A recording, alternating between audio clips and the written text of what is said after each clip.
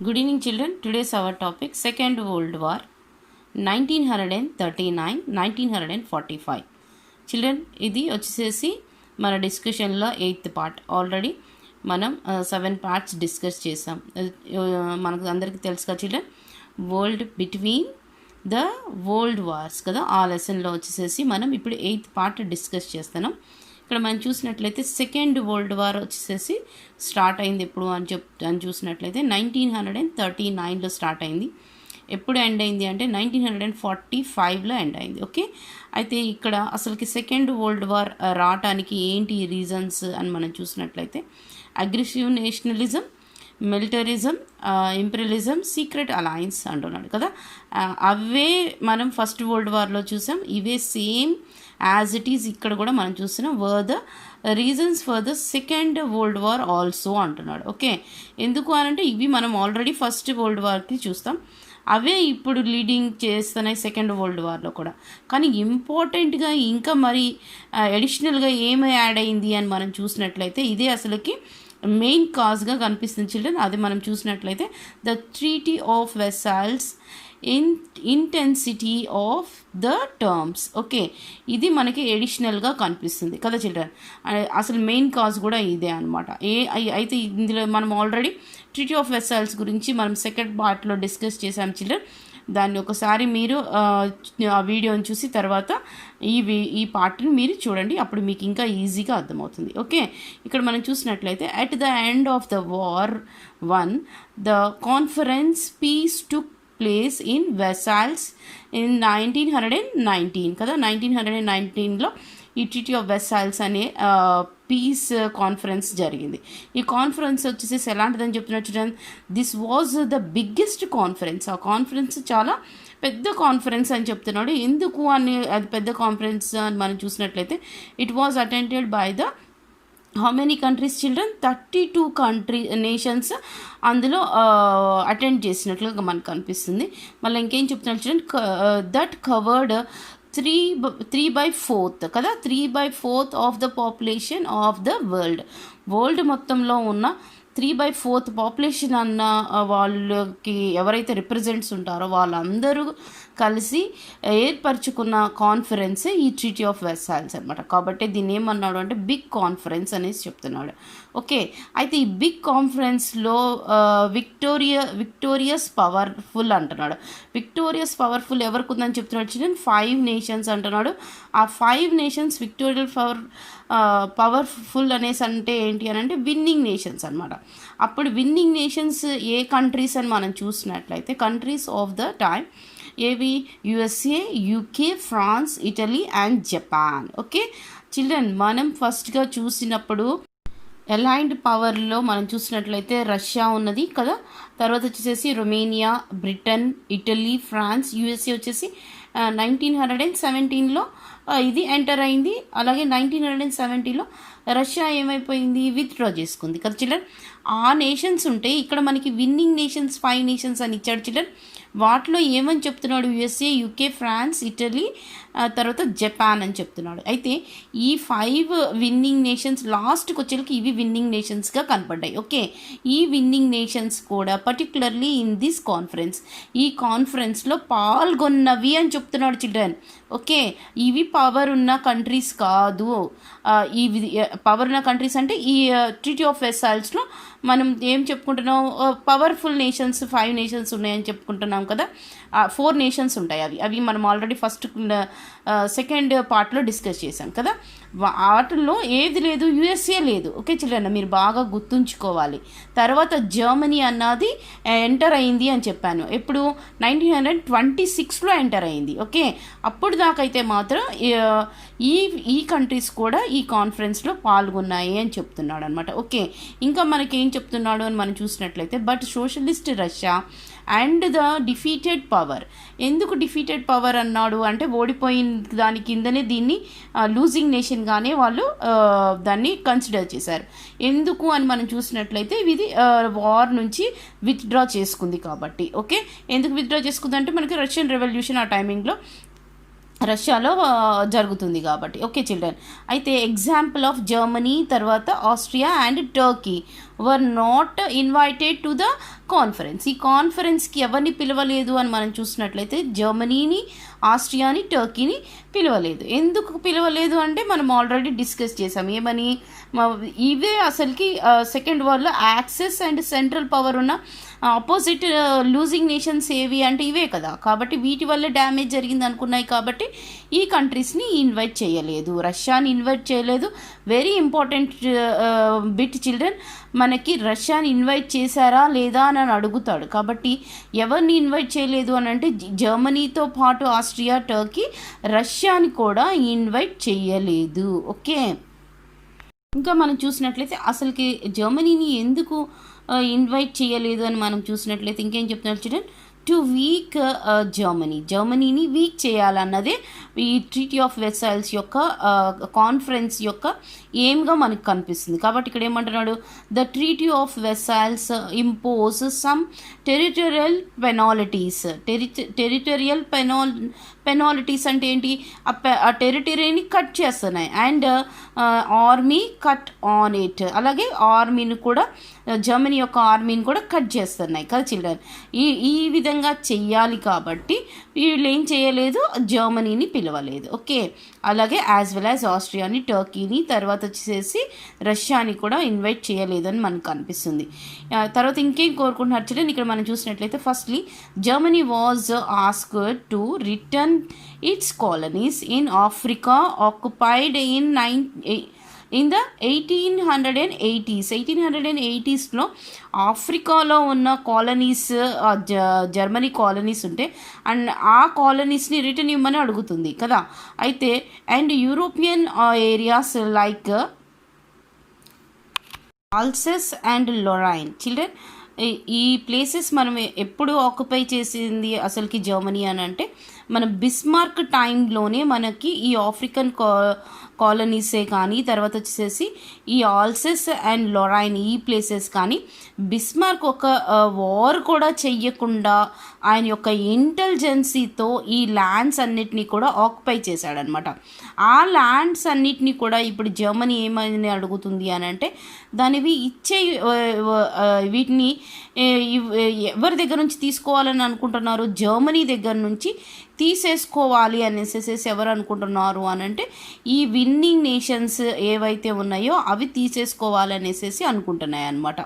Okay, అందుకే ఇక్కడ ఏం చెప్తున్నారు children, which they had occupied from the France in 1871లో ఆక్యుపై చేసింది ఎవరి దగ్గర నుంచి అంటే ఈ ప్లేసెస్ని ఫ్రాన్స్ దగ్గర నుంచి. కాబట్టి అవన్నీ కూడా రిటర్న్ ఇచ్చేసేయాలి అనేసి ఫ్రాన్స్ వాళ్ళు వీళ్ళ మీద ఒక కండిషన్ పెట్టినట్లుగా మనకు కనిపిస్తుంది. ఓకే, నెక్స్ట్ మనం చూసినట్లయితే సెకండ్లీ అంటున్నాడు. Secondly it was asked to pull down its army strength to 1 million from 9 million during the World War I అంటున్నాడు. అంటే ఫస్ట్ వరల్డ్ వార్లో జర్మనీ యొక్క మిలిటరీ ఎంత ఉంది అని మనం చూసినట్లయితే 9 millions ఉన్నట్లుగా మనకు కనిపిస్తుంది కదా చిల్డ్రన్. అయితే దాన్ని ఇప్పుడు వీళ్ళు ఎంతగా కట్ చేశారంటున్నాడు, 1 millionగా కట్ చేసినట్లుగా మనకు అనిపిస్తుంది. అంటే ఇప్పుడు జర్మనీ యొక్క ఆర్మీ ఎంత ఉండాలి అని వీళ్ళు చెప్తున్నారు, treaty of Versailles only 1 million వరకే ఉండాలి అనేసి చెప్తున్నారు అనమాట. ఓకే, అయితే చిల్డ్రన్ ఇక్కడ మనం చూసినట్లయితే ఫస్ట్గా మనకి 2 points కనిపిస్తున్నాయి. ఫస్ట్ పాయింట్ వచ్చేసి జర్మనీ మీద ట్రీటీ ఆఫ్ వెర్సైల్స్ యొక్క అగ్రిమెంట్ ప్రకారం ఏంటి, టెరిటరీ కట్ చేయాలి, తర్వాత మిలిటరీ కట్ చేయాలి. ఓకే, ఈ టెరిటరీ కట్ చేసే దాంట్లోనే మనం చూసినట్లయితే వాళ్ళకి రిటర్న్గా జర్మనీ ఈ ప్లేసెస్ వదులుకోవాలి అనేసి చెప్పారు కదా. అలాగే ఇక్కడ చూసినట్లయితే సెకండ్గా మనం వచ్చేసి మిలిటరీ కట్ అన్నది ఎలా కనిపిస్తుంది, ఫస్ట్ వరల్డ్ వార్లో ఉన్న ఎంతైతే మిలిటరీ ఉందో అందులో నుంచి వాళ్ళు ఇంత % మాత్రమే ఉండాలి అనేసి ఆ ఆర్మీకి వీళ్ళు ఎంత ఉండాలన్నది కూడా వీళ్ళే నిర్ణయించినట్లుగా మనకు కనిపిస్తుంది. ఓకే, ఇంకా ఏమంటున్నారంటే చిల్డ్రన్ ఇక్కడ మనం చూసినట్లయితే ఏదైతే నేవీ ఉంటుందో నేవీస్ ఆర్మీలో యూజ్ చేసేవి డజన్ టార్పిడో అని ఇచ్చాడు చూడండి చిల్డ్రన్. ఈ టార్పిడో అన్నది నేను ఇక్కడ మీకు చూపిస్తున్నా చూడండి చిల్డ్రన్. ఇవి మనము ఫస్ట్ వరల్డ్ వార్లో వాడిన టార్పిటోస్ అనమాట. ఇవి అన్నీ వాడతాయి. కానీ ఇక్కడ ఇవి ఏం చేస్తారంటే ఈ మిస్సైల్స్ ఎక్కువగా మనం చూసినట్లయితే జర్మన్స్ వాడారనమాట. అయితే వీళ్ళు ఎంతగా కట్ చేశారు అని అంటే 12 కంటే ఎక్కువగా వాడకూడదు అని చెప్తున్నారు. ఓకే చిల్డ్రన్, ఇక్కడ మీరు చూస్తుంది సబ్మెరైన్ అనమాట. ఈ సబ్మెరైన్ వచ్చేసేసి జర్మన్స్ ఫస్ట్ వరల్డ్ వార్లో వాడిన సబ్మెరైన్ అనమాట. చిల్డ్రన్, ఇలాంటి అసలు సబ్మెరైన్స్ అన్నవి మనకి టెక్స్ట్ బుక్లో ఏం చెప్తున్నారు children, not to have submarines. అసలు సబ్మెరైన్స్ అన్నవి జర్మనీ వాడకూడదు అని చెప్తున్నారు. ఓకే చిల్డ్రన్, ఇక్కడ మీరు చూస్తున్న పిక్చర్ ఏంటి అంటే మనకి టెక్స్ట్ బుక్లో నెపిల్ స్ట్రెంగ్త్ టు 6 బ్యాటిల్ షిప్స్ అన్నాడు కదా, ఆ షిప్సే అనమాట ఇవి. అయితే ఇలాంటి షిప్స్ ఏం చేస్తుంది, ఇలాంటి షిప్స్ బ్యాటిల్ ఫీల్డ్లో వాడాయి కదా, ఈ షిప్స్ వచ్చేసేసి 6 కంటే ఎక్కువగా ఉండకూడదు అని చెప్తున్నాడు చిల్డ్రన్. ఓకే, ఇలాంటి షిప్స్ వాళ్ళకి ఎన్నో ఉన్నాయి చిల్డ్రన్. అలాంటి ఇండస్ట్రీస్ కూడా వాళ్ళకు ఉండే అనమాట. కాబట్టి ఇలాంటివి ఏవి కూడా ఇదంతా ఏంటంటే వాళ్ళ నేవీని తర్వాత వాళ్ళ ఇండస్ట్రీస్ని అన్నిటినీ కూడా కట్ చేసినట్టుగా మనకు కనిపిస్తుంది దీన్ని బట్టి. It is not surprising therefore the Germans thought the treaty of Versailles was a dictat imposed on them and they had no respect or a responsibility for it. దీనివల్ల ఇంతగా కటింగ్ అన్న చేశారు కాబట్టి వీళ్ళు ఏమనుకుంటున్నారు చిల్డ్రన్, సర్ప్రైజ్, అది వాళ్ళకి ఆశ్చర్యం కలిగించలేదు జర్మన్స్కి. కాబట్టి ట్రీటీ ఆఫ్ వెసల్స్ డిక్టాక్ట్ అంటే ఇంత కఠినమైన ఆంక్షలు మనం చూస్తున్నాం కదా, అంటే స్ట్రిక్ట్ కండిషన్స్ కదా. డిక్టాక్ట్ అంటే స్ట్రిక్ట్ కండిషన్స్. ఈ స్ట్రిక్ట్ కండిషన్స్ని వాళ్ళు రెస్పెక్ట్ అంటున్నారు. కాబట్టి వాళ్ళు రెస్పెక్ట్ చేయాల్సిన అవసరం లేదనుకున్నారు. అలాగే రెస్పాన్సిబిలిటీ కూడా తీసుకోవాల్సిన అవసరం లేదనేసేసి హిట్లర్ భావిస్తాడనమాట. Okay, failure of the League of Nations children, very important bits area. ఓకే, ఈ పారాగ్రాఫ్లో నుంచి మనకి బిట్స్ ఎక్కువగా పడతాయి అన్నమాట. కాబట్టి ఈ పారాగ్రాఫ్ని చాలా మీరు జాగ్రత్తగా వినాలి. ఓకే, ఇక్కడ మనకి ఏం చెప్తున్నాడు, the treaty of vessels also set up the League of nations to prevent wars in the ఫ్యూచర్లో అసలుకి ట్రీటీ ఆఫ్ వెసల్స్ అన్నది ఎందుకు వీళ్ళు ఏర్పాటు చేశారు ఈ లీగ్ నేషన్స్ని, ట్రీటీ ఆఫ్ వెసల్స్ని అని మనం చూసినట్లయితే, వాళ్ళు ఈ ఫ్యూచర్లో వార్స్ అన్నవి ఎవరు చేయకూడదు అనటం కోసం అనేసి వీటిని వీళ్ళు ఏర్పరిచారు కదా. కాబట్టి ఇక్కడ మనకి ఏం చెప్తున్నాడు children, neither Russia Nar Germany was invited to become member of the league. Children, అసలుకి వార్ అన్నది స్టార్ట్ చేసింది ఎవరు, జర్మనీ స్టార్ట్ చేసిన వెంటనే దాన్ని ఆపోజిట్గా అసలుకి జర్మనీ పైన మళ్ళా వార్ కోసం దిగింది ఎవరు, రష్యా. అంటే అసలుకి వార్ అని వచ్చిందే జర్మనీ నుంచి, రష్యా నుంచి. అలాంటిది వాళ్ళనే ఈ ట్రీటీ ఆఫ్ వెసల్స్లోనే కానీ లీగ్ నేషన్స్ కానీ అసలుకి ఇన్వైట్ చేయలేదు కదా. US could not become a member of as the US Congress means Parliament refused to sanction President Woodrow Wilson proposal, even thought he was very active in the formation of league. Children, ఇక్కడ మనకి ఏం చెప్తున్నాడు అని మనం చూసినట్లయితే, US president ఉన్నాడో ఆయన యొక్క ప్రపోజల్స్ని ఏది యుఎస్ కాంగ్రెస్ పార్లమెంట్ అన్నది దాన్ని తిరస్కరించింది అంటున్నాడు. Could not become a member. ఇది ఎందుకు అంటే ఆ ప్రపోజల్ని వద్దనుకున్నది. అలాగే ఈ వుడ్రో విల్సన్ అన్న ఆయన ఈ ప్రెసిడెంట్ ఏం చేశాడు అని చెప్తున్నాడు, ఈ లీగ్ని ఏర్పరచడానికి ఫామ్ చేయడానికి ఇంట్రెస్ట్ చూపించాడే కానీ ఈ కాంగ్రెస్ ఎప్పుడైతే దాన్ని రిఫ్యూజ్ చేసిందో ఆయన కూడా దాన్ని పట్టించుకోవటం అన్నది మానేశాడు. కాబట్టి యుఎస్ మనకి తర్వాత మెంబర్గా ఉన్నట్లుగా కనిపించట్లేదు. Okay, hence the league had only 58 members. దీనివల్ల ఏమైంది అంటున్నాడు, లీగ్లో 58 కంట్రీస్ మెంబర్షిప్ ఉందని చెప్తున్నాడు. These countries hope that the league would help remove wars through collective security. అంటే ఈ 58 మెంబర్షిప్ ఉన్న కంట్రీస్తోనే ఈ సెక్యూరిటీ అన్నది, సామూహిక సెక్యూరిటీ అన్నది వాళ్ళందరూ దాన్ని ఏమన్నాడు, కలెక్టివ్ సెక్యూరిటీ అంటున్నాడు. And settle disputes and problems between the countries through negotiations, as International Court of Justice was established by the League of Nations to settle the legal dispute between the nations. ఇక్కడ మనకి ఏం చెప్తున్నారు children, నేషన్కి తర్వాత నేషన్కి మధ్య వచ్చే వారే కానీ ప్రాబ్లమ్సే కానీ వీటినన్నిటినీ కూడా ఏం చేస్తారు వీళ్ళు పరిష్కరిస్తారు అంటున్నాడు. పరిష్కరించడం కోసం అనేసి వీళ్ళు దేన్ని ఎస్టాబ్లిష్ చేశారంటున్నాడు చిల్డ్రన్. మనం చూసినట్లయితే ఇంటర్నేషనల్ కోర్ట్ అన్నది వాళ్ళు ఎస్టాబ్లిష్ చేసినట్లుగా మనకు కనిపిస్తుంది. అంటే ఇంటర్నేషనల్ కోర్ట్ ఆఫ్ జస్టిస్ అన్నది ఎవరు ఎస్టాబ్లిష్ చేశారు అనేసి మనకి చాలాసార్లు అడిగాడు. అది ఎవరు ఎస్టాబ్లిష్ చేశారు అని అంటే లీగ్ నేషన్సే ఎస్టాబ్లిష్ చేసినాయి అనమాట. Okay, Germany challenge to vengeful domination. Children, vengeful అంటే అన్ఫర్గివింగ్ డామినేషన్ అనమాట. అన్ఫర్గివింగ్ డామినేషన్ ఎవరు చేశారు జర్మనీ మీద అని మనం చూసినట్లయితే లీగ్ నేషన్స్ చేసినట్లుగా, అలాగే మనం చూసినట్లయితే ట్రీటీ ఆఫ్ వెసైల్స్ అగ్రిమెంట్ చేసినట్లుగా మనకు అనిపిస్తుంది. కాబట్టి దానికి రియాక్ట్గా జర్మనీ ఏం చేస్తుంది, ఛాలెంజ్ చేస్తుంది అని చెప్తున్నాడు. అయితే ఏ విధంగా జర్మనీ ఛాలెంజ్ చేసింది అన్నది మనం ఈ డిస్కషన్లో చూద్దాం చిల్డ్రన్. ఓకే, ఇక్కడ మనం చూసినట్లయితే after Germany as defeated at the end of the first world war in 1919 అంటున్నాడు కదా.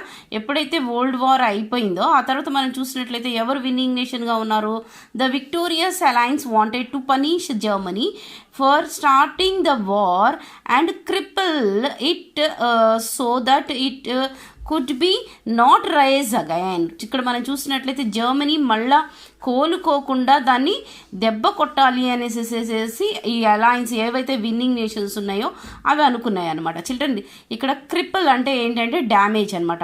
అలాగే మనకి ఇక్కడ చూసినట్లయితే వార్ ఎవరు స్టార్ట్ చేశారని చెప్తున్నారు చిల్డ్రన్, జర్మనీ ఫస్ట్ స్టార్టింగ్. కాబట్టి వార్ని స్టార్టింగ్ చేసింది ఎవరు అంటే జర్మనీ.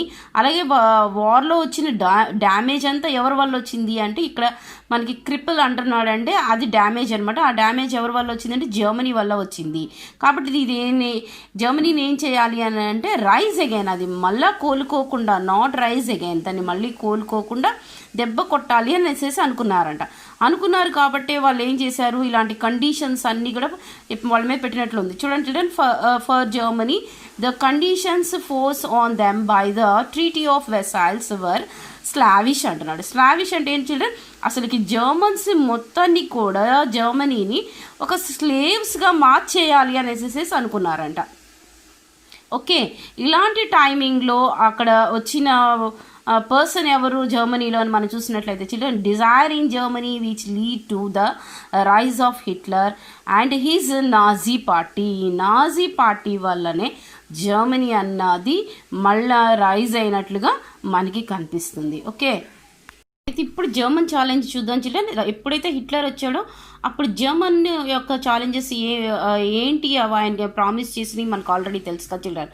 అయితే ఆ ప్రామిస్ చేసినలో అవన్నీ కూడా ఈయన ఏం చేశాడు, ఫుల్ఫిల్ చేశాడు అనమాట. కాబట్టి ఇక్కడ ఏం చెప్తున్నాడు, get back the territory lost by them in the treaty of వెసైల్స్లో వాళ్ళు ఏ అగ్రిమెంట్ చేసి ఏదైతే టెరిటరీస్ని జర్మన్ నుంచి తీసేసుకున్నారో వాటిని అన్నిటినీ వాళ్ళు తీసుకున్నారు. దాంతోపాటు చిల్డ్రన్ ఇంకా ఎక్కువ ల్యాండ్ని ఆక్యుపై కూడా చేశారు. చూడండి చిల్డ్రన్, ఇక్కడ మనం చూసినట్లయితే ఈ సెకండ్ వరల్డ్ వార్ వచ్చే టైం కల్లా జర్మనీ మొత్తం ఆక్యుపై చేసిన ప్లేసెస్ ఈ బ్లూ కలర్లో మనకు కనిపించేవి. ఓకే, అలాగే ఇంకా ఏం చేశాడు అని మనం చూసినట్లయితే children, German control over central Europe and the restrictions on German arms. ఇక్కడ ఏవైతే రిస్ట్రిక్షన్స్ జర్మన్ ఆర్మ్స్ మీద పెట్టారో వాటినన్నిటినీ కూడా వీళ్ళు ఏం చేశారు, జర్మనీ అన్నది అసలుకి కేర్ చేయలేదన్నమాట ఆ రిస్ట్రిక్షన్స్ని. ఎవరి ఆధ్వర్యంలో చిల్డ్రన్, నాజీ యొక్క ఆధ్వర్యంలో. ఓకే, ఇంకేం చెప్తున్నారు children, German rebuilt 8 industries under the Nazis and developed a massive army. Children, massive army అంటే ఏంటి, మనం ఇక్కడ చూసినట్లయితే ఇమ్మెజరబుల్ అనమాట. అసలుకి ఇమ్మెజరబుల్ లెక్కలేనంత ఆర్మీని వీళ్ళు సాధించుకున్నారు అనమాట. వీళ్ళు కట్ చేయాలనుకున్నది ఆర్మీని, కానీ వీళ్ళు ఎంత ఆర్మీని అంటే ఒకళ్ళు వచ్చి లెక్క కట్టలేరు అనమాట అంత ఆర్మీని. కాబట్టి మనం ఆల్రెడీ డిస్కషన్లో లాస్ట్ క్లాస్ డిస్కషన్లో చూసాం కదా చిల్డ్రన్, చైల్డ్కి 3 years నుంచే నాజీ యొక్క ట్రైనింగ్ అన్నది స్టార్ట్ అవుతుంది. అంటే ఏంటి, 10 years 14 years నుంచే ప్రతి ఒక్కళ్ళు కూడా ఆర్మీలో ఉండిపోయేవాళ్ళు అనమాట. 10 years అంటే 3 years నుంచే వాళ్ళు వెళ్ళిపోయేవాళ్ళు ఆర్మీ క్యాంప్స్కి, 14 years నుంచి వార్ చేయడానికి వెళ్ళేవాళ్ళు. కాబట్టి ఇక్కడ ఎలాగుంది ఆర్మీ అని మనం చూసినట్లయితే ఇమ్మెజరబుల్గా ఉన్నది అనేసి చెప్తున్నాడు. ఓకే, ఇంకా మనం చూసినట్లయితే armament industry which could only be serve by a war అంటున్నాడు. చిల్డ్రన్, అసలుకి జర్మనీ యొక్క ఇండస్ట్రీసే అసలుకి పెట్టకూడదనేసి వాళ్ళు మనం ఆల్రెడీ పైన డిస్కషన్లో చూసాం కదా. అయితే అలాంటిది ఇక్కడ జర్మనీ ఏం చేస్తుంది, కేవలం అసలుకి ఏదైతే వార్కి వినియోగిస్తారో ఆ ఆర్మమెంట్స్ని మాత్రమే ఇండస్ట్రీని స్టార్ట్ చేసి, అది కూడా బిగ్ ఇండస్ట్రీస్గా పెట్టుకొని వాటిని మాత్రమే తయారు చేస్తుందని చెప్తున్నాడు అనమాట. Okay, fear from socialism and Russia. Children, ఎందుకు అసలుకి సోషలిజం అన్నా రష్యా అన్నా కానీ యూరోపియన్స్కి ఫియర్ అన్నది ఏర్పడింది అని మనం చూసినట్లయితే, first world war caused great social change all over Europe మొత్తం కూడా ఎలాగ మారిపోయింది అని అంటే సోషల్ చేంజ్ అన్నది యూరప్ కాదు చిల్డ్రన్, అసలుకి వరల్డ్ మొత్తం కూడా చేంజ్ అన్నది కనపడింది. కానీ యూరప్ ఎస్పెషల్లీ ఏంటి అని అంటే అసలుకి ఆ టైమింగ్లో కాలనీస్ క్యాపిటలిస్టులు ఎవరు వరల్డ్ త్రూ కాలనీస్ ఎవరు పెట్టుకున్నారంటే యూరోపియన్ కంట్రీసే పెట్టుకున్నాయి. కాబట్టి యూరప్ మొత్తం కూడా ఎలాగైపోయింది అంటున్నాడు, సోషల్ చేంజ్ అన్నది ఏర్పడింది యూరప్లో అనేసి చెప్తున్నాడు అనమాట. అది ఏంటిది అని మనం చూసినట్లయితే, the working class turned to ideologies of socialism and communism in Russia. ఎందుకు ఏర్పడింది ఇంతగా సోషల్ చేంజ్ అని మనం చూసినట్లయితే చిల్డ్రన్, ఎవరైతే ఈ వర్కింగ్ క్లాస్ అంటే వీళ్ళు క్యాపిటలిస్టులు కాబట్టి వీళ్ళు ఇండస్ట్రీస్ పెడతారు, అందులో వర్క్ చేసే వాళ్ళు ఎవరు, వర్క్ లేబర్సే కదా. అలాంటి వర్కింగ్ క్లాస్ ఏమైపోయింది అంటున్నాడు, టర్న్డ్ టూ ఐడియాలజీస్ అంటున్నాడు. ఈ ఐడియాలజీస్ ఎక్కడి నుంచి వచ్చాయి మనం చూసినట్లయితే రష్యా నుంచే వచ్చింది. ఎందుకంటే రష్యా ఎప్పుడైతే 1970లో వార్ విత్డ్రా చేసుకున్న తర్వాత అక్కడ వచ్చింది ఏంటి, రష్యన్ రెవల్యూషన్ కదా చిల్డ్రన్. ఈ రష్యన్ రెవల్యూషన్లో మనం లెనిన్ని చూస్తాం. లెనిన్ని బట్టి ఏమైపోయింది అని చెప్తున్నాడు, అక్కడున్న సొసైటీ మారిపోయింది. వర్కింగ్ క్లాస్లో ఎలాంటి స్లోగన్స్ వచ్చాయి, సోషలిజం అండ్ కమ్యూనిజం. సోషలిజం అంటే ఏంటి, ప్రతి ఒక్కళ్ళు ఈక్వాలిటీని కోరుకున్నారు వాళ్ళు కదా. వర్కింగ్ క్లాస్ తర్వాత క్యాపిటలిస్ట్ క్లాస్ అన్నది లేకుండా అందరూ ఈక్వలే అన్నది ఏర్పడింది. అలాగే ఇండస్ట్రీస్ అందరూ కూడా అందరికీ సంబంధించిన ఇండస్ట్రీ అయిపోతుంది. అప్పుడు ప్రతి ఒక్కళ్ళు అందులో వర్కర్ అన్న వాళ్ళు ఎవరు ఉండరు, ప్రతి ఒక్కళ్ళు కూడా ఒక మేనేజ్మెంట్ కిందే ఉన్నట్లుగా మనకి కనిపిస్తుంది.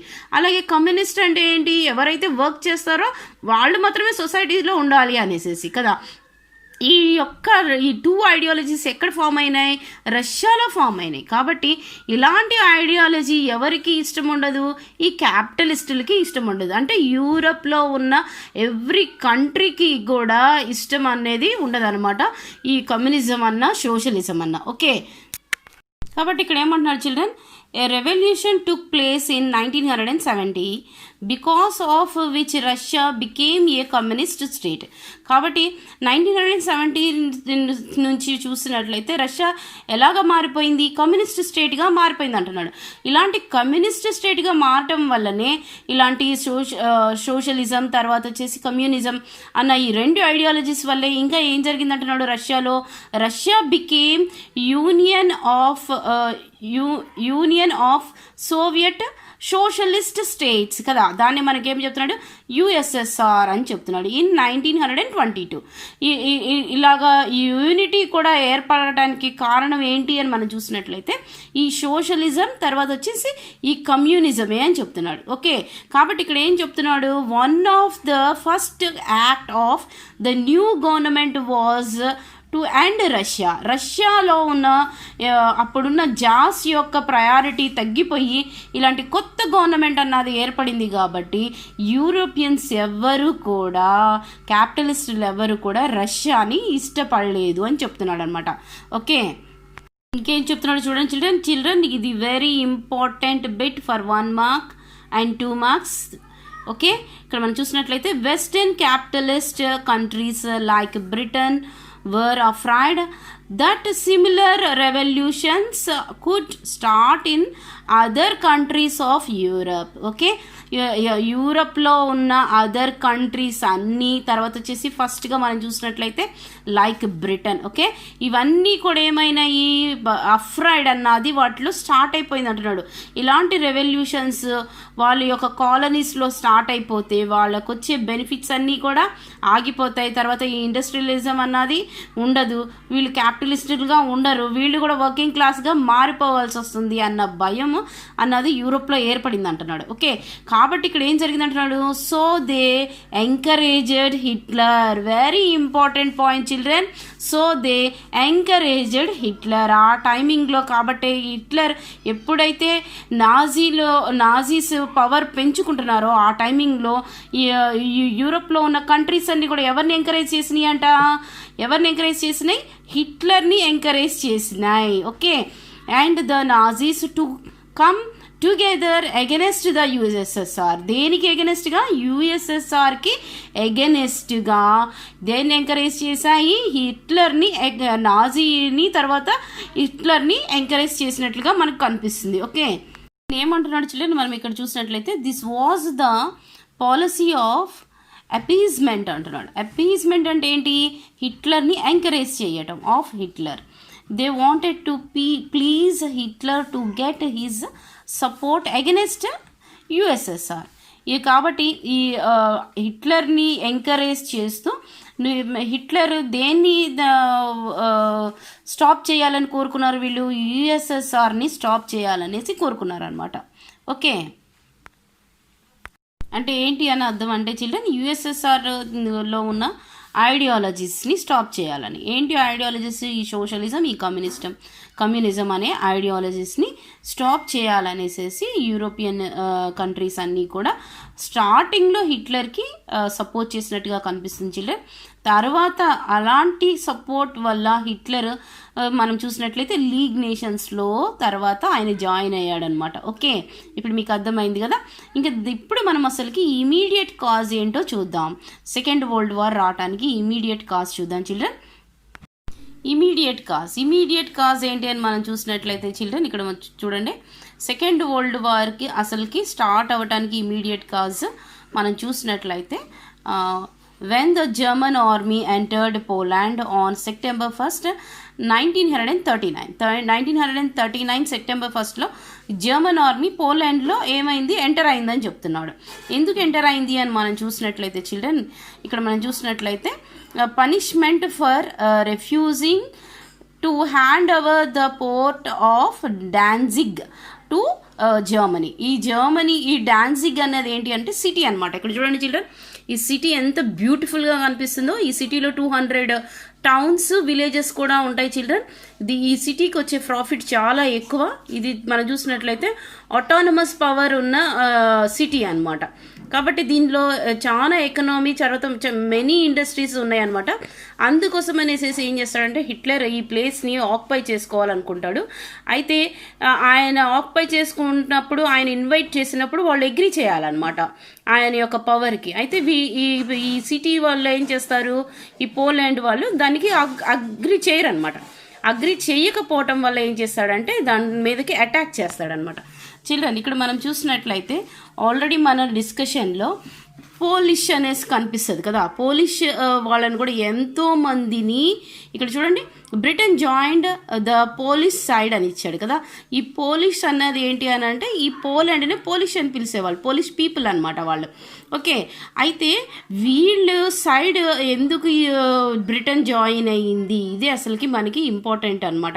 ఎందుకు అని అంటే ఇక్కడ సీక్రెట్ అలయన్స్ అన్నది జరిగింది చిల్డ్రన్. ఎందుకు జరిగింది అని మనం చూసినట్లయితే వీళ్ళు స్టార్టింగ్లో హిట్లర్కి వాళ్ళు రష్యాని కంట్రోల్ చేయటం కోసం అనేసి ఎంకరేజ్ చేశారు. కానీ తర్వాత హిట్లర్ యొక్క ఫారెన్ పాలసీస్ ఏవైతే టెరిటరీస్ కోసం అనేసి ఆ ల్యాండ్ని వాళ్ళు తీసేసుకుంటున్నారో అలాంటిది ఫారెన్ పాలసీస్ ఎవరికి నచ్చలేదంటే యూరోపియన్స్కి నచ్చలేదు.